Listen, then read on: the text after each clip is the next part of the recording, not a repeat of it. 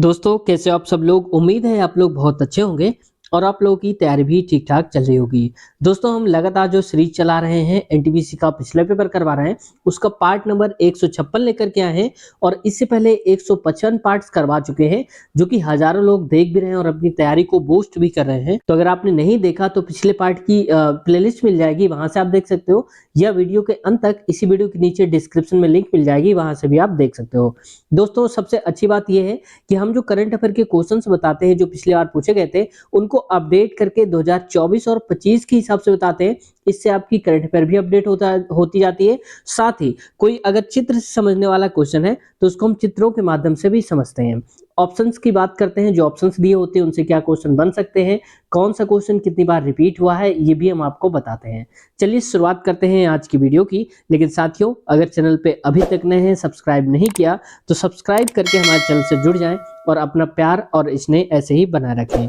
Question है, पश्चिमी घाट में निम्नलिखित में से कौन सी स्थानिक प्रजाति नहीं पाई जाती है। तो देखो दोस्तों, नीलगिरी लंगूर और ब्राउन पाम सिवेट और नीलगिरी तहर ये स्थानीय प्रजातियां हैं पश्चिमी घाट की। लेकिन हिस्पीड हरे जो है दोस्तों, ये हिस्पीड हरे मेरे हिसाब से हिस्पीड हरे ना हो करके ये हिस्पीड हेयर है। हेयर मतलब खरगोश है, ठीक है। तो ये हिस्पीड हरे खरगोश की प्रजाति है दोस्तों। ये खरगोश आप लिख लो, यहाँ पर खरगोश की प्रजाति है। मैं इसको दिखा भी देता हूँ आपको, ये है खरगोश की प्रजातियां, आप देख सकते हो। मैं थोड़ा और अच्छे से दिखाता हूँ, ये वाला आप देखो, ये खरगोश की प्रजातियां हैं जिसकी यहाँ पर बात हो रही है, ठीक है। तो ये अब विलुप्त पाए प्राणियों में से है क्योंकि इसकी प्रजातियां अब मुश्किल हो गया है मिलना, तो ये विलुप्त जो प्राय प्राणी हैं इनमें इनको शामिल कर दिया गया है। और ये दोस्तों मिलते कहाँ पर है, तो हिमालय के उत्तर पूर्वी भाग में मिल जाते हैं देखने को। हालांकि अब तो नहीं मिलते हैं देखने को, पहले मिल जाते थे। तो ये लुप्त प्राय प्राणी इसीलिए इनको बोला गया है, ठीक है, आप याद रखना। देखो ऐसे क्वेश्चन थोड़ा टफ कंडीशन में आते हैं। अगर एक दो क्वेश्चन नहीं भी आते तो आप घबराइए मत, ये मत सोचा करिए कि नहीं अगर ये नहीं आ रहा तो हमारी तैयारी कैसी है। तो एक दो क्वेश्चन ऐसे होते हैं जो आपको भी नहीं आएंगे और दूसरे वाले को भी नहीं आएंगे। हो सकता है उसको एक क्वेश्चन आ रहा हो, किसी को एक क्वेश्चन ना आ रहा हो, ठीक है। आगे बढ़, क्वेश्चन है, रोहन और कुंदन इतिहास और संस्कृत में अच्छे हैं, श्याम और रोहन गणित और इतिहास में अच्छे हैं, गोपाल और कुंदन विज्ञान और संस्कृत में अच्छे हैं, श्याम गोपाल मोहन गणित और में कला में अच्छे हैं। मतलब ये सारी चीजें कह रहा है कि इन सबको पढ़ करके आप बताना है कि इनमें से कौन इतिहास विज्ञान और संस्कृत में अच्छा है, यानी कि तीनों में अच्छा है, इतिहास में भी, विज्ञान में और संस्कृत में, तीनों में। तो जब कभी ऐसा क्वेश्चन आए तो पहले आप सारे सब्जेक्ट लिख लो। तो मैंने सारे विषयों के नाम लिख लिए, अब किसको क्या पसंद है ये सब हम लिखते जाएंगे। पहले इतिहास में देखो, यहाँ पर कह रहा है रोहन और कुंदन को इतिहास संस्कृत दोनों पसंद है। इसका मतलब हम रोहन कुंदन को इतिहास में भी रखेंगे और संस्कृत में भी रखेंगे। तो मैं रोहन कुंदन दोनों में लिख देता हूँ, ठीक है। आगे देखो, श्याम और रोहन गणित और इतिहास में अच्छे हैं। अब श्याम और रोहन को दोनों में रखना है, गणित में भी और इतिहास में भी। तो मैं यहाँ पर रख देता हूँ, देखो श्याम और रोहन को मैंने गणित में तो लिख दिया, लेकिन इतिहास में भी अच्छे हैं श्याम रोहन। तो रोहन पहले से लिखा है, हमें केवल श्याम लिख देना है यहाँ पर इतिहास में। आगे देखो, कला गोपाल और कुंदन विज्ञान संस्कृत में अच्छे हैं। तो गोपाल कुंदन को पहले विज्ञान में ले जाओ। विज्ञान कहाँ, ये है, तो इसमें मैं लिख देता हूँ गोपाल कुंदन, ठीक है। और इसी में कह रहा है विज्ञान के साथ साथ संस्कृत में भी गोपाल और कुंदन रहेंगे। तो संस्कृत कहाँ पर, ये है। तो कुंदन पहले से लिखा है, मैं केवल इसमें से गोपाल लिख देता हूँ, तो गोपाल यहाँ पर आ जाएगा। अब कह रहा है श्याम गोपाल और मोहन गणित में, तो पहले गणित में लिखो श्याम गोपाल और मोहन तीनों को। तो यहाँ श्याम पहले से लिखा है तो गोपाल मोहन में लिख देता हूँ। यहाँ पर हो जाएगा गोपाल को मैं गो लिख देता हूँ, और क्या था यहाँ पर मोहन, तो मोहन को मैं एमओ लिख देता हूँ। आप यहाँ समझ जाना, ठीक है, गोपाल और मोहन। अब कला में भी लिखना है तो कला में श्याम गोपाल मोहन लिख लो यहाँ पर। तो मैं लिख देता हूँ श्याम गोपाल, ठीक है। बस इतना कर लिया आपने तो आंसर आपका आ जाएगा। अब कह रहा है उपरोक्त जानकारी के आधार पर दिए गए प्रश्न का उत्तर दीजिए। इसमें कह रहा है कि ऐसा कौन है जो इतिहास विज्ञान संस्कृत में अच्छा हो। तो देखो इतिहास में पहले देखो, तो इतिहास ये है, इसमें से तो 3 लोग हैं, वही जो यहाँ इतिहास में हो वही विज्ञान में होना चाहिए, वही संस्कृत में होना चाहिए। तो देखो इतिहास में देखेंगे तो यहाँ पर कुंदन है, और यहाँ पर किसकी बात हो रही थी, विज्ञान में, तो विज्ञान में भी कुंदन आ रहा है। और संस्कृत में भी देखो कुंदन आ रहा है। कहाँ गया इसमें से, ये लिखा हुआ है तो यहाँ पर कुंदन आ रहा है। इसका मतलब है कि यहाँ भी कुंदन मिल रहा है, यहाँ भी मिल रहा है और यहाँ पर भी मिल रहा है, तीनों में। तो तीनों में बस कुंदन ही मिल रहा है। तो ऑप्शन नंबर हमारा कौन सा, पहला ही सही उत्तर हो जाएगा, करेक्ट आंसर हो जाएगा। अगला क्वेश्चन है, देखो इस प्रकार से दिया गया है और यहाँ पर हमें फिल करना है कि क्या आएगा।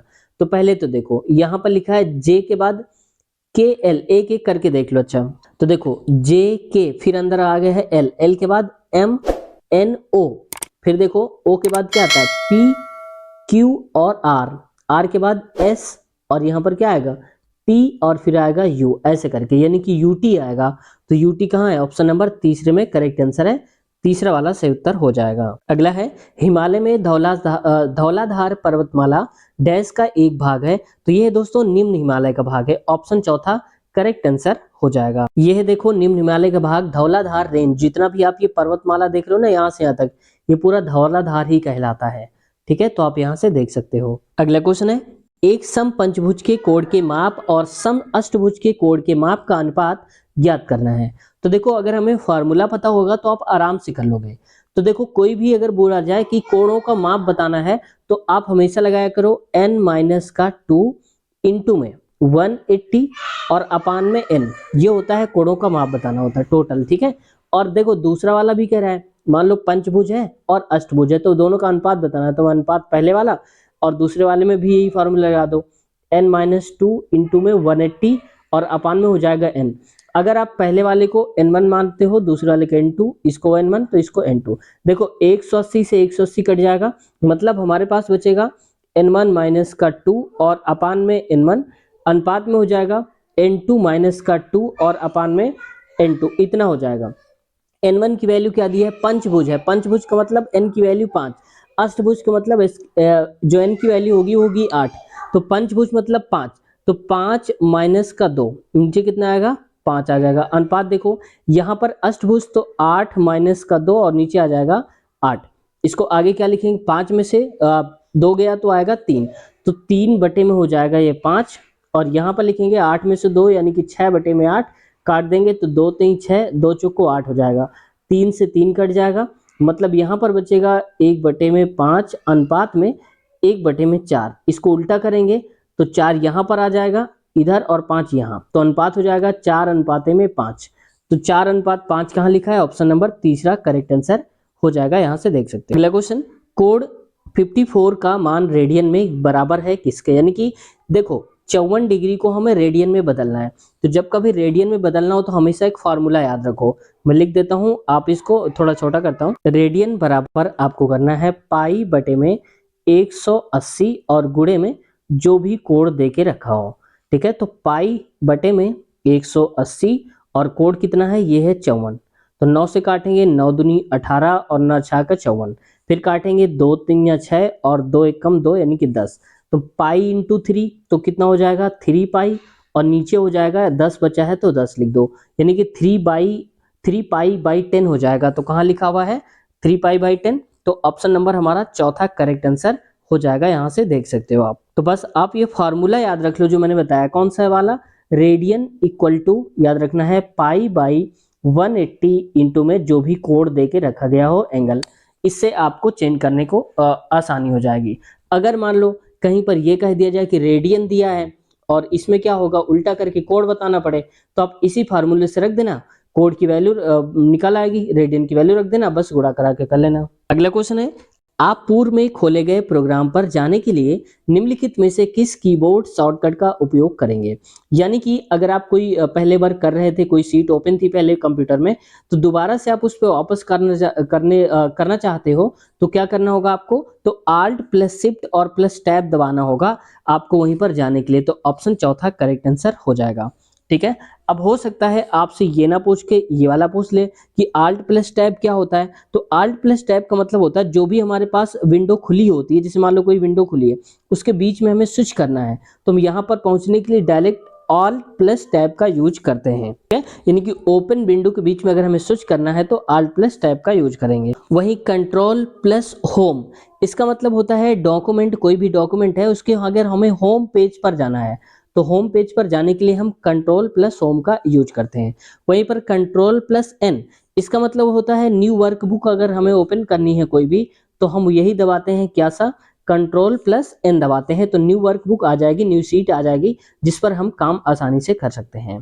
तो उम्मीद है समझ गए होगे आप लोग। तो मैंने चारों बता दिए, आप लोग नोट कर लिया करो या फिर आप स्क्रीनशॉट ले लिया करो, बाद में जब वीडियो खत्म हो जाए तो आप इसको अपनी नोट्स में नोट कर लिया करो। क्वेश्चन है, यदि 1 से 26 तक की ऐसी संख्याओं जो 2 से विभाज्य हैं को आरोही क्रम में व्यवस्थित किया जाए तो कौन सी संख्या नीचे से 9वें स्थान पर आएगी। पहली बात तो हमें 1 से 26 तक जाना है, तो 1 से 26 तक जाने का मतलब है कि अगर टोटल 26 संख्याएं होंगी तो 13 संख्याएं होंगी जो कि सम होंगी, और 13 ही संख्याएं जो होंगी वो क्या होंगी, विषम होंगी। ठीक है, तो अगर आप ये नहीं करना चाहते हो तो आप डायरेक्ट यहाँ से कर सकते हो, 1 से 26 तक आप चलो। पहले यहाँ पर कह रहे हैं अवरोही, लेकिन हम आरोही क्रम से ही चलते हैं, यानी कि स्टार्टिंग से। तो 2 से चलना है तो 1 तो है नहीं, तो पहले मिलेगा 2, 4, 6, 8, 10 और 12, 14 करके 16 मिलेगा और 18 मिलेगा।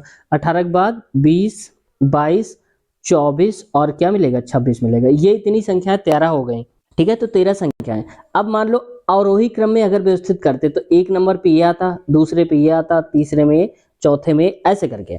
तो कह रहा है कौन सी संख्या नीचे से 9वें स्थान पर होगी। ठीक है, तो नीचे से बोला था क्योंकि हम अवरोही क्रम पे लिखते, तो अवरोही क्रम पे पहले क्या आता, 26 आता, फिर 24 ऐसे करके आता। तो नीचे से का मतलब कि हम स्टार्टिंग से 2, 4, 6 ऐसे नीचे, मतलब यहाँ से। जैसे मान लो मैं और सरल करता हूँ, एक मतलब है उसके कि पहले आता है यहाँ 2, फिर 4, फिर 6, फिर 8, 10। तो नीचे की तरफ से यहाँ से चलेंगे तो 1, 2, 3, 4 ऐसे करके 9वें नंबर पे कौन सी आएगी, तो आप डायरेक्ट सीधा गिन लो, 1, 2, 3, 4, 5, 6, 7, 8 और 9। 9 नंबर पे क्या आ रहा है, 18 आ रहा है। तो ऑप्शन नंबर हमारा चौथा करेक्ट आंसर हो जाएगा, यहाँ से कर सकते हो। ठीक है, तो करेक्ट आंसर हमारा क्या हो जाएगा, चौथा नंबर हो जाएगा 18 वाला। देखो ये सब कंफ्यूज करने के लिए दिया होता है, अवरोही क्रम क्या है या अवरोही क्रम है क्या है, तो ये कंफ्यूज करने के लिए दिया था। बस आप स्मार्ट तरीके से जैसे आप प्रैक्टिस करते जाओगे आप आसानी से सीखते भी जाओगे। अच्छा आप बताओ कि सबसे छोटी अभाज्य संख्या कौन सी है, आप लोग बताना है सबसे छोटी अभाज्य संख्या, स्मॉलेस्ट प्राइम नंबर क्या है। क्वेश्चन दिया है, 4 शब्द दिए गए हैं जिनमें से 3 किसी प्रकार से एक समान है, यानी कि एक जैसे हैं, जबकि एक असंगत है। इन चारों में से कोई एक अलग है, असंगत शब्द का चयन करना है। Hard disk, RAM, mouse, motherboard, इनमें से अलग कौन सा है ये बताना है। तो देखो दोस्तों, जो रैम है ये एक स्टोरेज डिवाइस का काम करता है, ठीक है, यानी कि स्टोरेज का काम करता है। वहीं पर देखो हार्ड डिस्क जो होती है, एचडी जिसको बोलते हैं, ये भी हमारा स्टोरेज का काम करती है। इस पे डेटा जो होता है वो सॉफ्टवेयर फॉर्म पे स्टोरेज होता है। वहीं मदरबोर्ड जो होता है, मदरबोर्ड भी स्टोरेज का ही काम करता है। जबकि माउस जो है दोस्तों, ये माउस एक इनपुट डिवाइस है। कौन सी, इनपुट डिवाइस है। जबकि रैम ना तो इनपुट है ना आउटपुट है। क्यों नहीं है, क्योंकि वो स्टोरेज है। वहीं हार्ड डिस्क और मदरबोर्ड भी सेम ही है, इनपुट आउटपुट नहीं है, ये सिर्फ स्टोर करने के लिए है। माउस इनपुट डिवाइस है। ठीक है, अच्छा आप लोग बताओ कि माउस अगर इनपुट डिवाइस है तो कीबोर्ड क्या है, इनपुट या फिर आउटपुट, आप लोगों को बताना है। ठीक है, आगे बढ़ते हैं। क्वेश्चन है, निम्न तालिका का अध्ययन कीजिए और दिए गए प्रश्न का उत्तर दीजिए। निम्न तालिका एक परीक्षा में 5 विषयों में 5 छात्रों द्वारा प्राप्त किए गए अंकों को दर्शाती है। मैं थोड़ा सा इसको जूम करता हूं और उम्मीद है कि अब आपको दिख रहा होगा। ठीक है, अब इसमें छात्रों द्वारा विज्ञान विषय में प्राप्त किए गए औसत अंक बताने हैं। तो पहले तो ये देखो, ये सब्जेक्ट देख रहे हैं, जैसे जीवा एक लोग हैं, जीवा के ये सारे स्कोर हैं। इंग्लिश में 76 करे, मैथ में 82, साइंस में जिससे करके, और जस्टिन ने कितने करे हैं ये यहाँ पर दिया गया है। तो बताना है कि छात्रों द्वारा विज्ञान विषय में प्राप्त किए गए औसत अंक कितने हैं। तो औसत का मतलब है जितने भी विज्ञान में मिले होंगे सभी के विज्ञान को जोड़ना है। तो विज्ञान है कहाँ पर, यही तो है साइंस। मैं इसको थोड़ा और सही करता हूँ, यहाँ पर ये वाला है पूरा का पूरा, ये साइंस विषय, आप यहाँ से यहाँ तक देख सकते हो, ये साइंस वाला विषय है। इसको हमें टोटल जोड़ना है कि कितना हुआ, फिर कितने लोग हैं उतने से डिवाइड करना है। तो कितने विद्यार्थी हैं, 1, 2, 3, 4, 5, तो हम 5 से डिवाइड कर देंगे। तो इसको पहले आप जोड़ लो, 69, 80। ठीक है, या फिर आप ऐसे कर लो, यहाँ पर इसका 1 ले लो, 80, 80, या जैसे भी आप कर सकते हो कर लो, मैं अपने हिसाब से कर रहा हूँ। ठीक है, 80, 80 और 80, 8 3 24, मैं 240 लिख देता हूँ, और इसका हो जाएगा 70 1 71, क्योंकि मैंने ये वाला 2 हटाकर यहाँ कर दिया। ठीक है, और ये 75 जोड़ दो, 5 1 6, 7 दूनी 14, 4 18 और 2 1 3, यानी कि 386। तो 386 तो आ गया, लेकिन कितने लोग हैं, 5 लोग। औसत निकालना है, 5 से डिवाइड कर दो, तो 5 7 35, बचा हमारे पास 3, फिर 36 हो गया, तो 5 7 35 और 5 दूनी 10, यानी कि 77.2 हो जाएगा दोस्तों, जो एवरेज है, परसेंटेज नहीं लगे गए, 77.2। तो कहाँ लिखा हुआ है, ऑप्शन नंबर पहले में ही करेक्ट आंसर हो जाएगा हमारा। अगला क्वेश्चन है, किस छात्र ने कम से कम 2 विषयों में उच्चतम अंक प्राप्त करे हैं, यानी कि सबसे ज्यादा अंक प्राप्त किए हैं कम से कम 2 विषय में। तो पहले तो हम ये देखते हैं कि सबको हम जोड़ लें, या आप ऐसे भी कर लो ना जरूर, चलो डायरेक्ट करते हैं। कम से कम 2 विषय में सबसे ज्यादा अंक होना चाहिए। जैसे जीवा को लेता हूँ, इसने 76 अंक पाए हैं इंग्लिश में, तो क्या सबसे ज्यादा पाए हैं क्या? तो देखो यहाँ पर नहीं पाए, क्योंकि इससे ज्यादा 88 पाया है इसने। अगला देखो, यहाँ पर अगर दूसरा करेंगे 82 नंबर पे, तो 82 में क्या हाईएस्ट नंबर है? 82 से ज्यादा इसने 85 पाए, तो ये तो नहीं रहा। 69 से भी ज्यादा देखो यहाँ पर आए हैं, 70 से भी ज्यादा है, और 86 जो पाया है उसने, इसमें से अब तो कोई काम नहीं, क्योंकि 2 विषय हमें बताने हैं, तो ये जीवा तो हट गया। अब अगला देखो जस्टिन के बारे में। जस्टिन इसने 88 मार्क्स पाए हैं इंग्लिश में, तो देखो इंग्लिश में किसी और ने पाए 88? किसी ने नहीं पाया। देखो यहाँ पर 54 ऐसे करके, तो एक विषय तो हमें मिल गया। दूसरे विषय में कोई ऐसा नंबर पाया है जस्टिन ने जो कोई और ना पाया हो? तो 85। देखो 85 हाईएस्ट है, क्योंकि इसके किसी और के पास 85 नहीं है मैथ में, है नहीं है, तो इसका मतलब ये हो गया। और तीसरा देखो, इसने 90 अंक पाए हैं, तो 90 किसी और ने पाए हैं? नहीं पाए, यानी कि 3 विषय ऐसे हैं जियोग्राफी भी मिला करके, मैथ और इंग्लिश में, कि जस्टिन की जितने हैं उतने किसी और के नहीं है। तो हमें कम से कम 2 विषय बताने थे, हैं तो 3, लेकिन कम से कम 3 बताने थे, तो 2 बताने थे, तो बस जस्टिन ही हो जाएगा सही उत्तर। क्यों? ऑप्शन नंबर चौथा ही करेक्ट आंसर हो जाएगा। अब आप कहो कि सर और कोई भी तो हो सकता है, चलो दिखा देता हूँ। जैसे इसने 54 नंबर पाया, 54 से ज्यादा तो यही पा गया, 78 से ज्यादा ये पा गया, 85, 82 पाया है, तो देखो 82 यहाँ किसी और ने नहीं पाया, तो मान लो एक विषय हो गया इसका। इसने 76 पाए थे, तो 76 ज्यादा तो 83 पा गया है। इसने 85 पाए, तो ये तो 90 पा गया है। तो एक ही विषय मिला हमको, 2 चाहिए थे, तो ऐसा कोई नहीं मिल रहा, तो ऑप्शन नंबर दूसरा ही सही उत्तर हो जाएगा। कम से कम की बात करिए, तो जो पहले हमें कम से कम 2 विषय मिल जाएंगे उसी को टिक करके आप आगे बढ़ जाना, टाइम वेस्ट मत करना, क्योंकि दूसरा कोई ऑप्शन आएगा ही नहीं। अगला क्वेश्चन देखो दोस्तों, कुछ इस प्रकार का टेबल है, और वही टेबल है, आप देखो उसमें क्वेश्चन बदल रहा है केवल। क्वेश्चन क्या कर रहा है कि कौन सा छात्र कुल उच्चतम प्रतिशत के मामले में दूसरे स्थान पर है। यानी कि अगर हम परसेंटेज निकालें कि जीवन ने कितने परसेंट पाए, फिर इसने और इसने, तो सेकंड नंबर रैंक किसकी आई होगी ये देखते हैं। तो इसके लिए तो हमें सभी का योग करना ही पड़ेगा, तो सभी को जोड़ते हैं पहले। चलो मैं आपके सामने जोड़ देता हूँ। 6 2 8, पहले जीवक देख लो, 6 2 8, 8 9 कितना हो जाएगा? 17, और 17 6 होता है 23, तो यानी कि मैं कहता हूँ 3 बचा हमारे पास, 2 याद रखना इसको आप। अगला है 8 7 15, 15 6 21, 21 7 28, और 28 8 होता है 36, 36 2 38, यानी कि हो जाएगा 300 कितना 83। अगले वाले को देख लो आप इसका, तो 8 5 13, 13 2 15, यानी कि 5 1 बचा, तो 8 8 16, 8 3 24, 1 25, 25 7 32 हो जाएगा, और 32 9 ये हो जाएगा 41, तो यहाँ पर लिख देता हूँ 41, यानी कि 415। मैं आपके सामने इसलिए जोड़ रहा हूँ, ठीक है। अगला देखो 8 4 12, 2 14, 14 6 20, 5 25, 2 बचा हमारे पास, तो देखो 7 दूनी 14, 5 में 2 जोड़ दिया हमने, जो बचा 7 दूनी 14, और 14 और 8 हो जाएगा कितना 22, 22 7 29, और 29 8 हो जाएगा 37, तो यहाँ पर लिखेंगे 37, ठीक है। आगे बढ़ते हैं, अगला देख लो, तो यहाँ पर है 4 2 6, 6 3 9, यानी कि 90, 9 हो जाएगा, 7 90 नहीं 9 होगा केवल, 7 6 13, 13 8 हो जाएगा, या 8 3 24 जोड़ लो, देखो 8 8 सब में 24, 6 30 7 37 हो जाएगा, तो यहाँ पर लिख दो 37। ये 37 73 लिख दिया हम आपके। अगला यहाँ पर देखो 5 3 8 हो जाएगा, और 9 6 15, 7 22, 22 8 30, 7 37, तो यहाँ पर लिखेंगे 37, यानी कि ये हो जाएगा 37।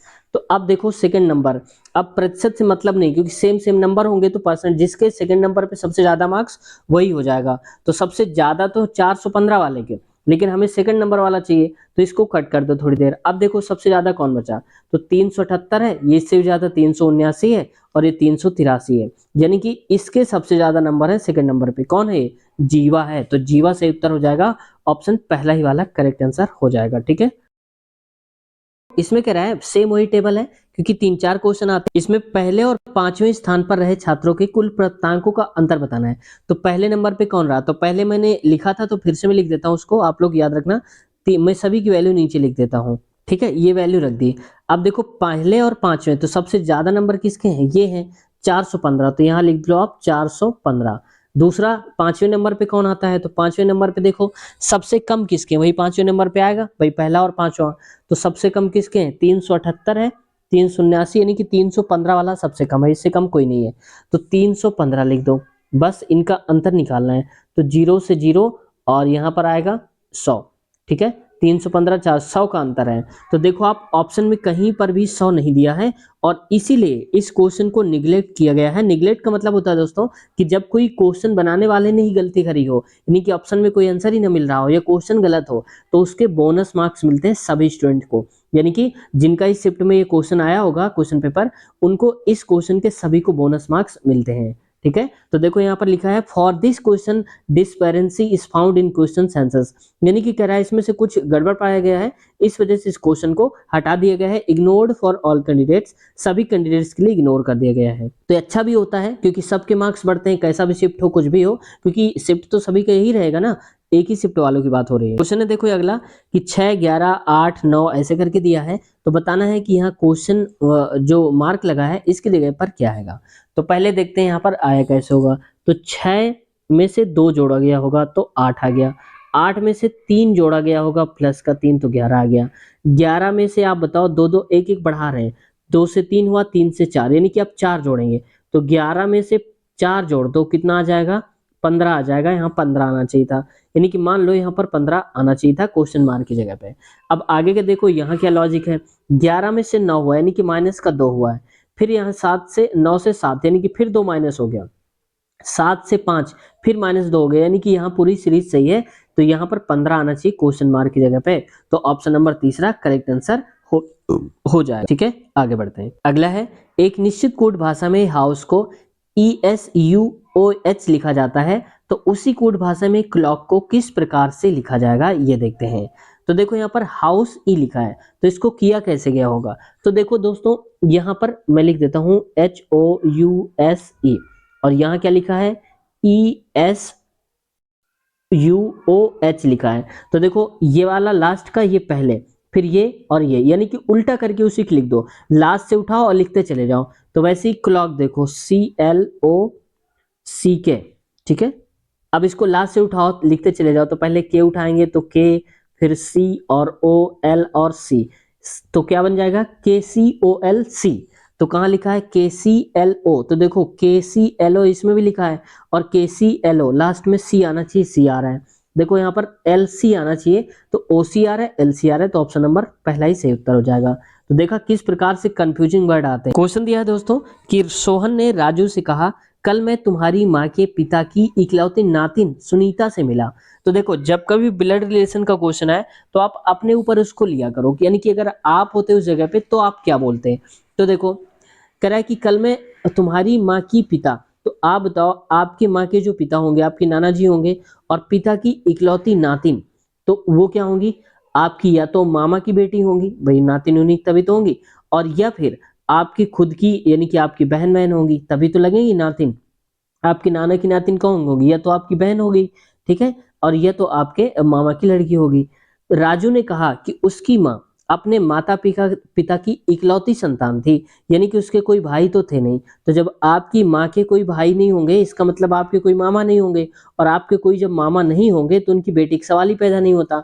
तो बस क्या रिलेशन बचा, एक ही रिलेशन बचा कि आपके नाना की नातिन कौन होंगी, वो आप खुद नाती होंगे और नातिन आपकी बहन होगी। ठीक है, तो पूछा जा रहा है राजू का सुनीता से क्या संबंध है, तो राजू और सुनीता आपस में क्या होंगे, भाई बहन ही तो होंगे। भाई आपके नाना के आप नाती हो जाओगे और आपकी बहन नातिन हो जाएगी, तो ऑप्शन नंबर पहला ही सही उत्तर हो जाएगा, देख सकते हो। अगला है उस अक्षर की पहचान करें जो निम्नलिखित श्रृंखला से संबंधित नहीं है, यानी कि इनमें से अलग है वो हमें बताना है। तो पहले तो देखो EU, मैं ABCD लिख देता हूं ताकि आपको आसानी हो जाए। ठीक है, मैंने लिख दिया, आप देखो ई से हुआ है V, तो ई कहाँ पर लिखा है, ये है, इसके नीचे वाला लिख दिया है V। वहीं देखो H से S हुआ है, तो H और S कहाँ है, ये यहाँ पर हो गया है, H और S हो गया है। अब देखो यहाँ पर KQ, तो KQ कहाँ पर लिखा है, ये लिखा है, यहाँ पर लिखा है K और P, जबकि KQ यहाँ पर दिया है KQ, तो यहाँ पर क्या होना चाहिए था, KP होना चाहिए था, जब उल्टा ही चल रहा है। ठीक है, और देखो NM है तो यहाँ पर देखो NM है, ऐसे प्रकार से, तो यहाँ पर KP गलत दिया है। अगर आप दूसरी तरीके से समझना चाहते हो तो पता चल गया ना आपको कि यहाँ पर गलत कौन है, ये गलत है, यहाँ पर Q वाला गलत है, तो ऑप्शन नंबर इसका पहला सही उत्तर हो जाएगा। मैं दूसरा भी तरीका बताता हूँ आपको कि अगर आप ऐसे देखो तो EV देखो, ये देखो E के बाद H, एक एक छोड़ के देखो, E के बाद H आया होगा, EF 2 का गैप है, H आया, H के बाद 2 को छोड़ के IJ K आ गया, तो देखो K आ रहा है, K के बाद फिर देखो 2 छोड़कर तो LM छोड़ दो N आ रहा है, ये आ रहा है यहाँ पर, तो इसका मतलब ये तो ठीक है। अब V और S से देखो, तो V और S के बाद यानी कि पीछे चल रहा है, तो दो ये पीछे कर लो। इसके बाद फिर देखो यहाँ पर S के बाद फिर दो पीछे चलो, तो R और Q पीछे चलोगे तो क्या आएगा, यहाँ पर देखो P आएगा। ठीक है, जबकि यहाँ पर क्या लिखा है, Q लिखा है, वही गलत हो गया। ऑप्शन पहला करेक्ट आंसर हो जाएगा। क्वेश्चन है देखो कथन निष्कर्ष वाला, जो कि बहुत अच्छे खासे लेवल के नहीं आते हैं। आप प्रैक्टिस करोगे तो आसानी से आ जाए, क्योंकि अच्छे अच्छे लोग इसको छोड़ देते, कहते हैं समझ नहीं आ रहा। तो देखो आज के बाद आप गलत नहीं करोगे, बताता हूं ध्यान से देखो। सभी चूहे बिल्लियां हैं, तो जब कभी सभी वर्ड आ जाए तो आप हमेशा दो गोले बनाओ। हमेशा आप बनाना, एक ऐसे बना दो, एक उससे बड़ा उसी के अंदर, यानी कि एक गोला अंदर रहेगा, पूरी तरीके से अंदर रहेगा, बाहर नहीं निकलेगा। कब, जब सभी आएगा। अब देखो सभी चूहे, तो चूहे वर्ड के साथ सभी लगा है, सभी लगा है, तो जब चूहा अंदर, जिसके साथ सभी लगा होगा उसको अंदर रखो। तो चूहा को मैं CH लिख देता हूं, ये समझ जाना आप, क्योंकि पूरी जगह नहीं मेरे पास चूहा। और जो बाद में बचता है यानी कि बिल्ली, तो बिल्ली को यहाँ पर लिख दो, यानी कि मैं BL लिख देता हूँ, बिल्ली। अब देखो कुछ बिल्लियां, जब कुछ वर्ड आ जाए तो आपको गोला बनाना है किस प्रकार से, यानी कि इसमें आधा एक अंदर हो एक बाहर हो। कुछ बिल्लियां, तो कुछ बिल्लियां का मतलब है बिल्ली वाले पे टच होना चाहिए अगला वाला गोला। कुत्ते हैं, तो कुत्ते मतलब ये वाला हो जाएगा के। बात समझ गई। अगर आपने इतना बना लिया तो आप समझ जाओ कि पूरा आंसर आप कर ले जाओगे। ठीक है, कुछ बिल्लियां मतलब, कुछ का मतलब है कि टच होगा थोड़ा सा, कौन टच होगा, कुत्ते वाला, तो ये कुत्ते वाला टच हो गया। अब आप कहेंगे सर ऐसा भी तो हो सकता है कि ये गोला हमारा यहाँ पर टच हो जाए, भाई बिल्ली में तो टच हो रहा है लेकिन इसमें नहीं हो रहा है। ये हो सकता है, लेकिन आप ऐसे नहीं बनाओगे। जब नहीं बोला गया तो आप समझो कि नहीं बनाना है। ठीक है, इसमें दो कंडीशन बन रही है। अब निष्कर्ष पढ़ो। कुछ चूहे कुत्ते हैं, इसमें से कह रहा है कि कुछ चूहे कुत्ते हैं, तो चूहे कहाँ है, ये हैं, और कुत्ते कहाँ पर है, ये हैं। ऐसे करके बोला जा रहा है। अब देखो यहाँ पर मैंने बताया था कि दो कंडीशन बन रही है। एक के वाले को आप यहाँ बना सकते थे, एक ही हमारा मन था यहाँ बना दिया, तब तो गलत हो गया कि माने कौन सा, ये माने कि वो माने, दोनों लड़ने लगे कि मेरी मानो, भाई वो कह रहा है मेरी मानो, तो आप किसी की ना मानो। जब दो दो कंडीशन बने कि गोला इधर भी बन जाए और इधर भी, तो कोई सही नहीं होता, हटाओ इसको, कोई सही नहीं होगा, गलत है ये। अगला कह रहा है कोई चूहा कुत्ता नहीं है, तो कोई चूहा जो है वो कुत्ता नहीं है। तो अभी तो ठीक है कि कुत्ता नहीं है, देखो चूहा वाला के में नहीं टच हो रहा, लेकिन मैंने क्या बताया था कि हम ऐसे भी तो बना सकते हैं इसको। तो अगर हम ऐसे बनाएंगे तो बन सकता है, ये सही हो सकता है, लेकिन ये भी तो कंडीशन बन रही है, तो इसमें भी वही कंट्राडिक्शन हो रहा है, तो दोनों ही हटाओ, हम किसी को नहीं मानेंगे, तो ये भी गलत हो गया। तीसरा कह रहा है कुछ बिल्लियां चूहे हैं, तो कुछ बिल्लियां का मतलब है कि चूहे वाला जो पार्ट है बिल्लियों में कॉमन आ रहा है। तो जैसे देखो ये वाला इसके अंदर कॉमन है ना, इतना हिस्सा बिल्ली ही तो इसके अंदर होंगे, चूहे भी होंगे और बिल्ली भी होंगी। तो सही उत्तर क्या हो जाएगा, तीसरा। तो केवल ऑप्शन तीसरा सही, केवल कथन तीसरा सही है, तो केवल निष्कर्ष थर्ड पालन करता है। Option number second correct answer है। क्वेश्चन यहाँ पर दिया है बुलेटिन, वर्कबुक, पत्रिका, समाचार पत्र, इनमें से बताना है कि अलग कौन सा है। तो पहले अगर ध्यान से देखोगे तो बुलेटिन कहीं ना कहीं हम न्यूज सुनते हैं, समाचार, और पत्रिका से हम कोई ना कोई खबर जान पाते हैं, और समाचार पत्र यानी कि बुलेटिन, पत्रिका, समाचार, ये सारे के सारे किसके काम आते हैं, पढ़ने के काम आते हैं, पढ़ने के, सुनने के। लेकिन वर्कबुक जो होती है ये दोस्तों लिखने के काम आती है, इसमें पहले से कुछ नहीं दिया होता, इसमें से हम जो हमारे पास जानकारी होती है उसी को हम यहाँ पर लिखते हैं वर्कबुक में, जबकि इन सबको पढ़कर हमें नॉलेज मिलता है और वर्कबुक में हम अपना नॉलेज खुद देते हैं। ठीक है, तो यहाँ पर वर्कबुक ही अलग हो जाएगा, ऑप्शन नंबर चौथा करेक्ट आंसर हो जाएगा। क्वेश्चन अगला दिया है, कथन है यदि आप बच्चों को अच्छी शिक्षा दिलाना चाहते हैं तो उन्हें निजी स्कूलों में दाखिला दिलाएं। मतलब कह रहा है कि अगर आप अपने बच्चे को अच्छा बनाना चाहते हो तो उन्हें प्राइवेट स्कूलों में एडमिशन करवाइए। धारणा हम क्या लगा सकते हैं, अनुमान क्या लगा रहे हैं, केवल निजी स्कूल अच्छे शिक्षक प्रदान करते हैं। तो देखो केवल वर्ड आ गया, तो केवल वर्ड मात्र सिर्फ जब कभी है तो गलत होता है, तो इसको आप गलत कर दो। अगला दूसरा कह रहा है भारी फीस का भुगतान निजी स्कूलों में प्रदान किए जाने वाले शिक्षण के लिए उपयुक्त है। यहाँ तो कहीं पर भारी फीस की बात हो रही है और यहाँ पर ज्यादा फीस की बात नहीं है। निजी स्कूलों में दाखिले दिलाना होगा अच्छी शिक्षा के लिए, ये बोला गया है, लेकिन ये नहीं बोला कि अच्छी फीस दे ले रहे हैं इसलिए अच्छा पढ़ा रहे हैं, तो ऐसा कुछ नहीं बोला गया। तो ये भी गलत है यहाँ पर, क्योंकि फीस की बात कर दी है, तो दोनों ही गलत है। तो ना तो धारणा फर्स्ट और ना ही सेकंड नीट है, ऑप्शन तीसरा ही करेक्ट आंसर हो जाएगा हमारा। अगला क्वेश्चन है एक निश्चित कोड भाषा में टीचर को TFCF ऐसे करके लिखा जाता है, तो उसी का कोड भाषा में टेबल को किस प्रकार से लिखा जाएगा, पहले ये देखते हैं। पहले तो यहां से देखो टी को टी लिखा रहने दिया गया, यानी कि इसमें कोई चेंज नहीं है। तो टेबल हमारे पास वर्ड है, TABLE। टेबल हमारे पास है, तो इसका मतलब टी में पहले वाले लेटर में कोई चेंज नहीं, तो हम भी चेंज नहीं करेंगे, यानी कि टी का टी ही रहेगा।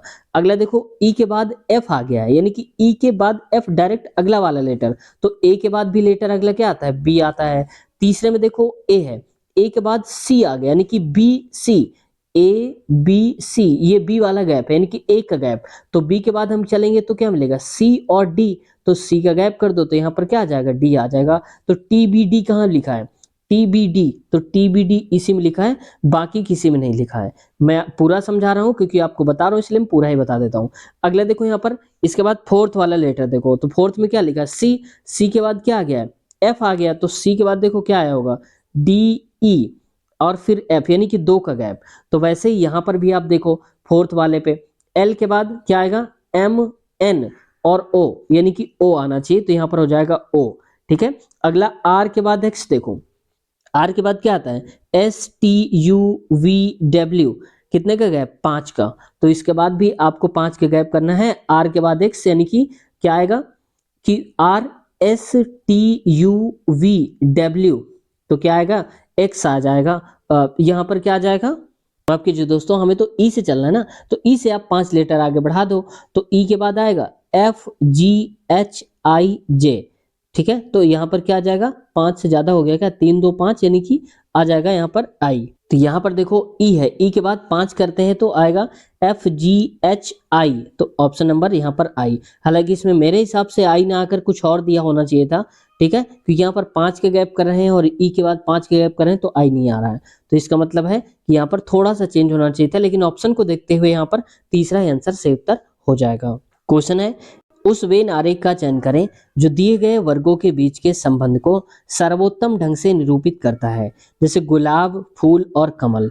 तो अगर ध्यान से देखोगे तो फूल के अंदर ही आते हैं, गुलाब भी और कमल भी, क्योंकि दोनों ही फूल कहलाते हैं। तो अगर मैं कहता हूँ ये बड़ा वाला गोला हमारा जो है ये फूल है, तो इसके अंदर मान लो इसको थोड़ा बाहर लिख लो क्योंकि पूरा वही है, ये फूल है, तो उसके अंदर गुलाब भी आता है और कमल भी आता है, यानी कि गुलाब भी आएगा और कमल भी आएगा, तो गुलाब को जी और कमल को के लिख देता हूं मैं। ठीक है, क्योंकि कोई भी गुलाब कमल नहीं होता, इसलिए टच नहीं हुआ, दूर दूर है, क्योंकि गुलाब अलग होता है, कमल अलग होता है, लेकिन होते फूल के अंदर ही है।